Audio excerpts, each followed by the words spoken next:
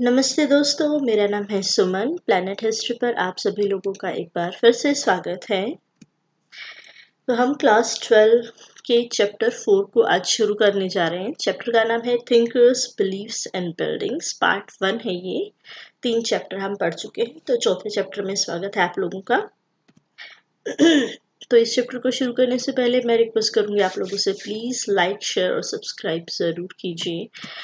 Thinkers, believes in buildings chapter का नाम है। कल्चरल डेवलपमेंट्स के बारे में पढ़ा गया है। पहले 2 चैप्टर में हम इसी टाइम पीरियड को पढ़ा है, 600 BCE से 600 CE। इस चैप्टर में हम पहले पॉलिटिकल इकोनॉमी पढ़ा था, अब हम कल्चरल चेंजेस के बारे में देखेंगे।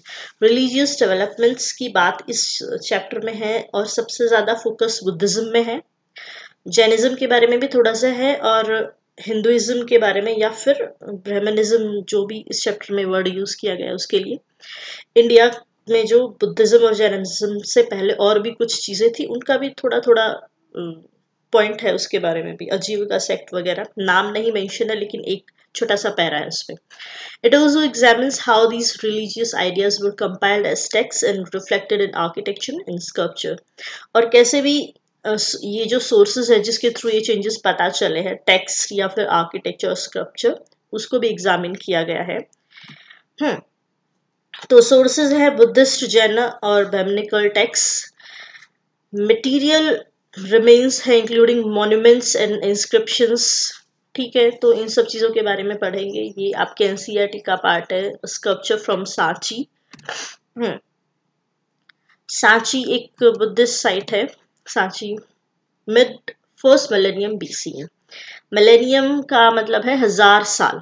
ठीक है, तो BCE में बात कर रहे हैं, मतलब 0 से पहले अगर पहुंच जाते हैं, उसका मिड फर्स्ट, पहले जो 1000 साल है उसका मिड कहाँ आता है, 500, दैट इज 500 BCE। तो ये 500 BCE को अलग तरीके से बोलने का है, क्योंकि एग्जैक्ट 500 नहीं बोल सकते हैं। उसके आगे पीछे, मतलब 6 और 400 में भी लगभग बिल्कुल एग्जैक्ट बीच में ये चेंजेस हुए थे, किसी एक एग्जैक्ट टाइम पे नहीं हुए थे, इसलिए यूज किया मिड फर्स्ट मिलेनियम BCE। तो इसका मतलब समझ गए होंगे क्या है, as a turning point in world history. ये जो टाइम पीरियड था, ये वर्ल्ड हिस्ट्री में बहुत ही टर्निंग पॉइंट था। क्यों था? क्योंकि इसी टाइम पीरियड में अलग अलग दुनिया में अलग अलग जगह पर अलग अलग थिंकर्स थे। उस टाइम पे उन्होंने जन्म लिया था और काफी चेंज आया था सोसाइटी में इनकी वजह से। कौन थे? ईरान में ज़रथुस्त्र थे, जो आज भी हैं लोग, इसकी रिलीजन के बहुत ही कम है। चाइना में कॉन्गजी थे, और ग्रीक में सोक्रेट्स, प्लेटो और एरिस्टोटल, जो आज सभ्यता लगभग खत्म ही हो गई है ग्रीस की, उसके सिर्फ हमारे पास सोर्सेज हैं। कुछ लोग भी हैं उसको मानने वाले। ठीक है, सोक्रेट्स, प्लेटो एंड एरिस्टोटल ये उस टाइम के थे, बहुत ही फेमस। हो सकता है आप लोगों ने नाम भी सुने हो। महावीर और गौतम बुद्ध इंडिया में थे।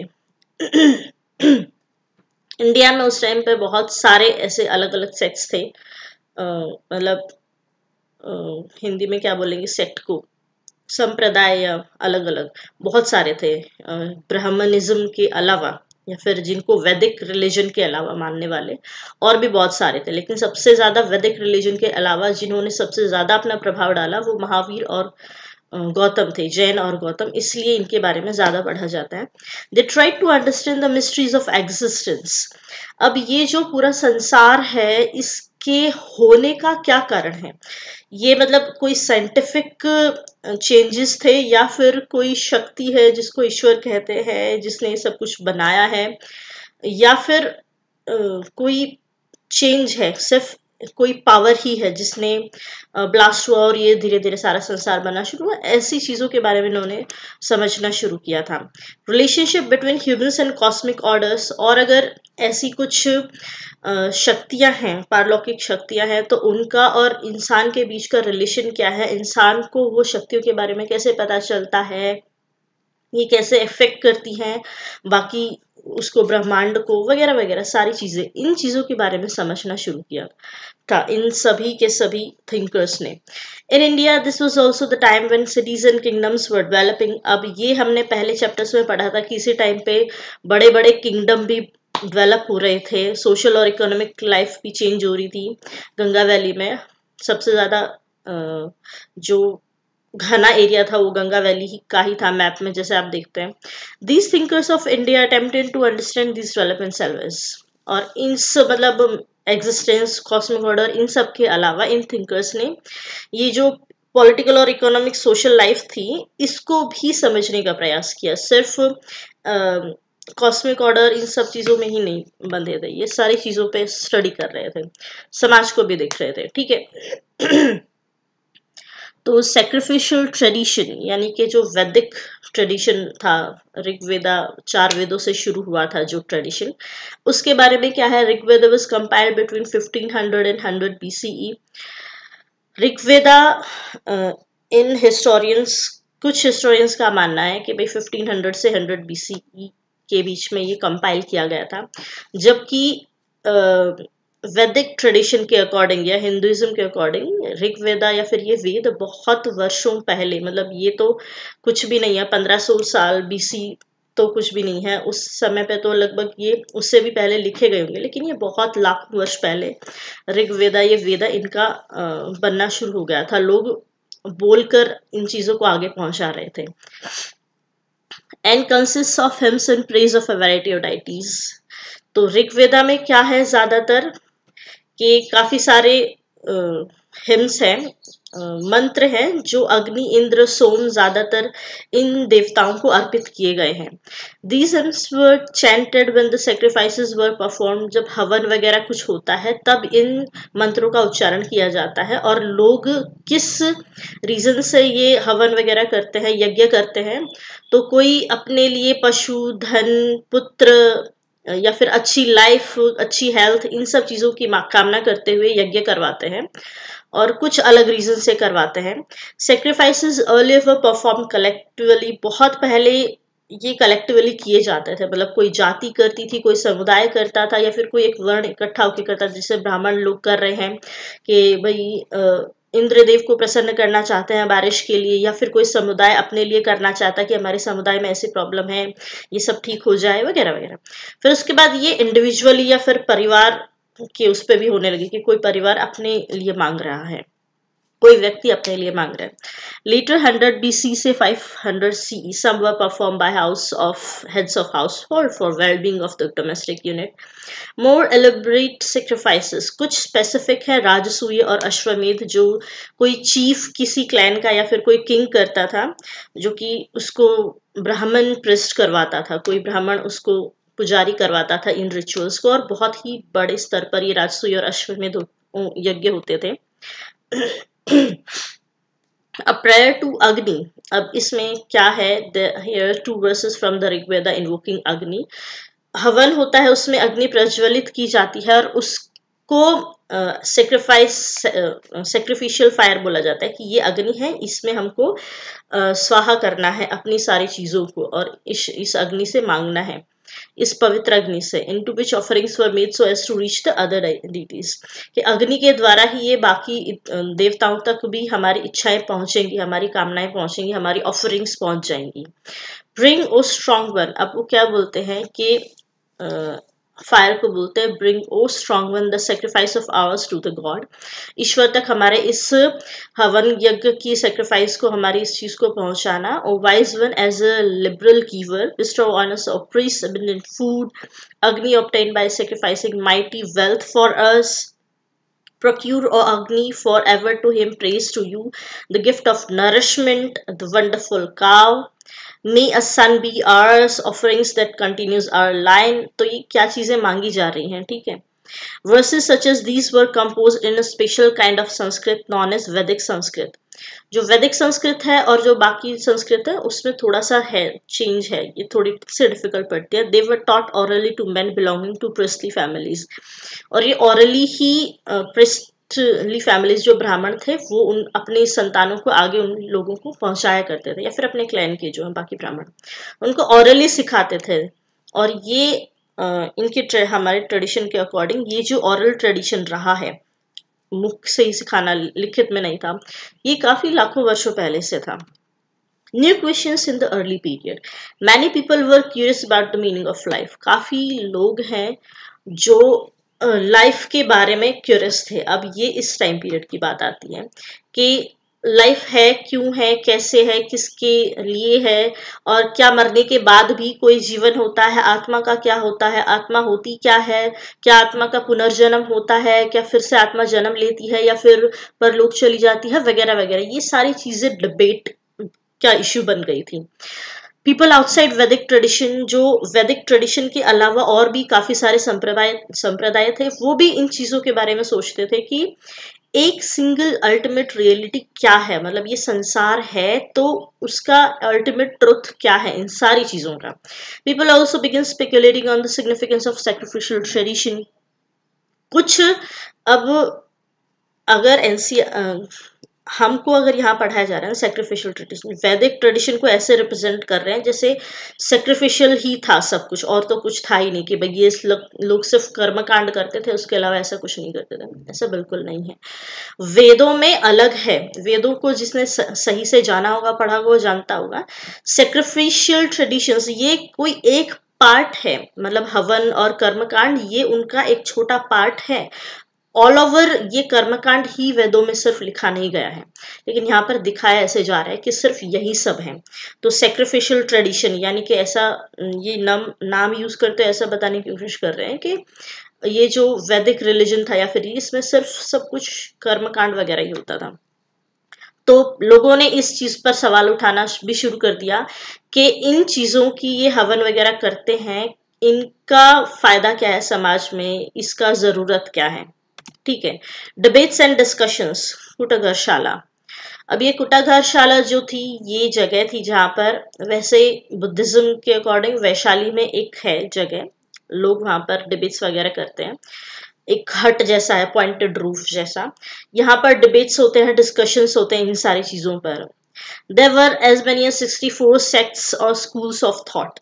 इंडिया में ऐसे बहुत सारे सेक्ट्स थे, संप्रदाय थे, अलग अलग चीजों को मानने वाले। Lively discussions and debates were took place between the teachers and the schools of thoughts. Live discussions होते थे कि कौन किसको अपने विचारों से, अपने थॉट से इम्प्रेस कर पाता है, उसको जीत लिया माना जाता था। और जो लोकल लोग हैं उससे ज्यादा फॉलो करना शुरू कर देते कि भाई ये जीत गए, इसने ये जो बोल रहा है वो सबसे ज्यादा सत्य बात है। ठीक है।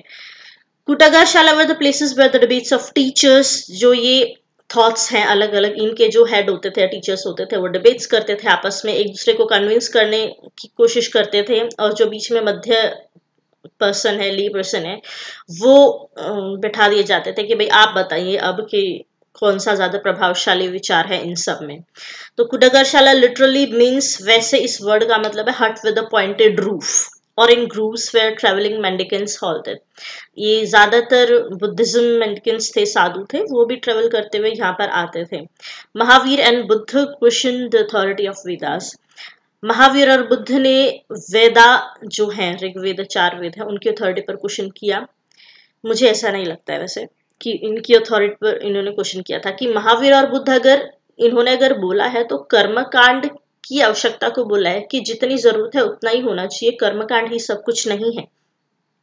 लेकिन इसको ऐसा बोला कि भाई कर्मकांड पर कर दिया तो मतलब इसके एक पार्ट पर अगर क्वेश्चन कर दिया कि भाई जितना है ये सब चीजों की इतनी भी जरूरत नहीं है जितना तुम इसको सब कुछ मान रहे हो, तो उन्होंने सीधा वेद पर ही सवाल कर दिया कि भाई वेद ही होने ही नहीं चाहिए, क्या वेदों में सब कुछ सत्य है, ऐसा ऐसा। तो किसी एक बात को अलग तरीके से रिप्रेजेंट करना। They emphasise on individual agency. Buddha और वो बोलते हैं कि भाई इंडिविजुअल जो है ना उस पर ध्यान दिया जाना चाहिए, कि मैं एक व्यक्ति हूं तो मेरी खुद की क्षमताएं क्या है और मैं क्या क्या कर सकता हूं। उन्होंने सजेस्ट किया कि औरत और आदमी कोई भी हो मुक्ति को प्राप्त कर सकता है, और trials and tribulation of worldly, मतलब इस संसार में बार बार जन्म लेना, आना जाना, इन सब से मुक्ति पा सकता है, और सीधा कर्म के बंधनों से मुक्त हो सकता है। अब ये विचार बोलते हैं कि ये ब्राह्मणिकल जो थॉट है उसके ऑपोजिट था। ब्राह्मण्स बोलते थे कि इंडिविजुअल का एग्जिस्टेंस है वो डिटरमाइन होता है उसके बर्थ या स्पेसिफिक कास्ट और जेंडर से। अब ये भी अलग है, अगर वेदों को पढ़ा हुआ तो वेदों की ही ये वाणी है कि each soul is potentially divine. हर एक जो सोल है वो इंसान की भी बात नहीं करते, इंसान यानी कि मैं ये शरीर, मेरे अंदर जो आत्मा है वो इन सब बंधनों से मुक्त है। वो जन्म से या फिर किसी जेंडर से बंधी हुई नहीं है। आत्मा का कोई लिंग नहीं होता है। आप लोगों ने वैसे भी सुना होगा ये चीजें, आप थोड़ा बहुत ज्ञान होगा किसी किसी को। तो वेदों की अगर ये वाणी है तो ये ऐसा कैसे बोल सकते हैं? क्यों? क्योंकि ब्राह्मण एग्जिस्टेंस की बात कर रहे हैं कि ठीक है, तुम एज इस शरीर का तो बता रहे हैं कि भाई इस शरीर का तो जन्म हुआ है, तो उसका जेंडर भी है, उसकी कास्ट भी है, ठीक है। लेकिन आत्मा का शरीर से संबंध क्या है? एक वस्त्र के रूप में है कि भाई उसने एक शरीर लिया फिर दूसरा लिया। तो आत्मा किसी भी जन्म से या किसी कास्ट से, किसी जेंडर से नहीं बंधी हुई है, और हर एक आत्मा पवित्र होती है। इसीलिए हमें दूसरों की रिस्पेक्ट करनी चाहिए। इवन सिर्फ इंसान ही नहीं, वैदिक ट्रेडिशन में हम क्यों पत्थरों की पूजते हैं, क्यों हम पेड़ों को पूजते हैं, क्यों जानवरों को किसी देवता के साथ लिंक करके बताया गया है? क्यों? क्योंकि वैदिक ट्रेडिशन हमें सिखाता यही है कि सिर्फ इंसान ही नहीं, पेड़ पौधे पत्थर निर्जीव जीवित सब में जीवन है। साइंस पहले इसे मानता नहीं था, मतलब वेस्टर्न साइंस, बाद में धीरे धीरे उन्होंने अपने ये चीजें की, खोजबीन की, तब उनको पता चला अरे हाँ, पेड़ों में भी जीवन होता है, हाँ निर्जीव वस्तुओं में भी कुछ वाइब्रेशंस होती हैं वो जो फील करते हैं। उन्होंने बाद में ये चीज समझी, और ये वैदिक ट्रेडिशन हमें शुरू से ही बताता आया है। अब ये चीजें देखो यहाँ पर जो इन्होंने बोल रहे हैं कि ब्राह्मण इस चीज के ऑपोजिट थे, ऐसे कैसे हो सकता है? ठीक है, ब्राह्मण अगर किसी पर्टिकुलर शरीर की बात कर रहे हैं तो वो तो बात सच है, लेकिन ब्राह्मण ये भी बात हमें सिखाते थे कि वेदों में क्या लिखा है। मुझे ज्यादातर हिस्ट्री में पढ़ती हूँ ना, मुझे हमेशा ऐसा ही लगता है कि ये लोग एनसीईआरटी या फिर स्पेसिफिक हमें जो स्कूल कॉलेज में पढ़ाया जाता है ना, उस पर इतना कहीं ना कहीं घुमा के आखिर में ऐसा यही दिखाने की कोशिश की जाती है कि देखो जो इंडिया का जो कल्चर रहा है वो कितना बेकार रहा है, कुछ भी नहीं है इसमें अच्छा। कहीं ना कहीं से उठा उठा के बस कुछ कचरा दिखाने की कोशिश की जाती है, कुछ खराब दिखाने की ही कोशिश एंड में की जाती है। वर्सेस फ्रॉम द उपनिषद। अब ये उपनिषद चांदोक्य उपनिषद में से है, 6th century BCE में कंपाइल हुआ था।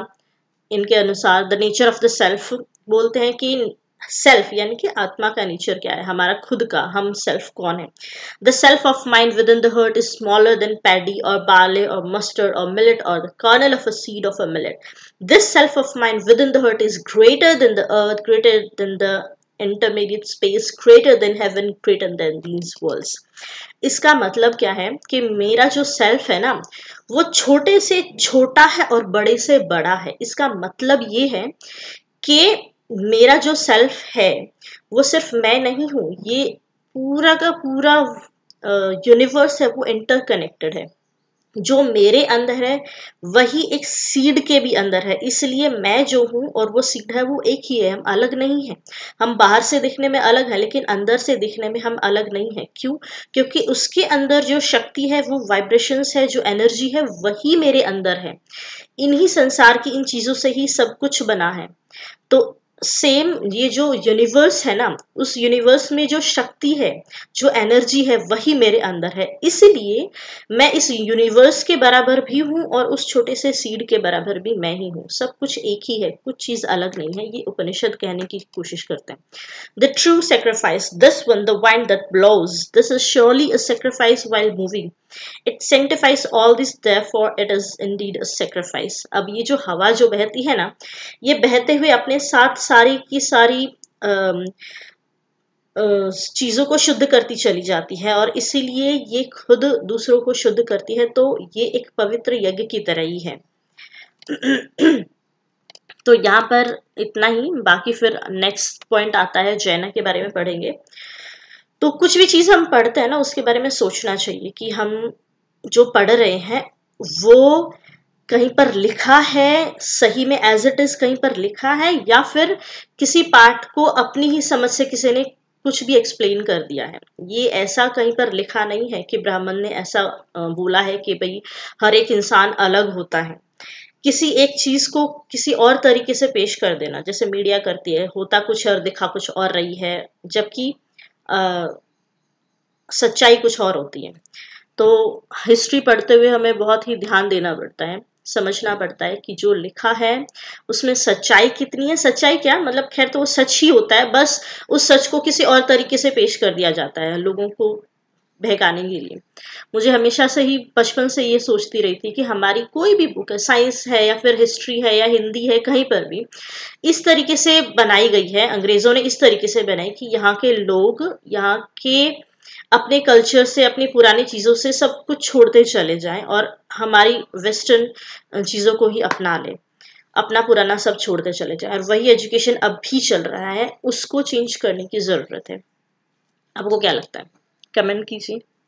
तो आज के लिए इतना ही। नेक्स्ट, ये सिर्फ इंट्रोडक्शन था, नेक्स्ट हम पार्ट 2 में करेंगे। आज के लिए अगर आपको कुछ क्वेश्चन है तो मुझे कमेंट में लिख सकते हैं, आपकी क्या सोच है इन चीज़ों के बारे में, मुझे अच्छा लगेगा। तो आज के लिए इतना ही, टाटा बाय बाय, फिर मिलते हैं पार्ट 2 में।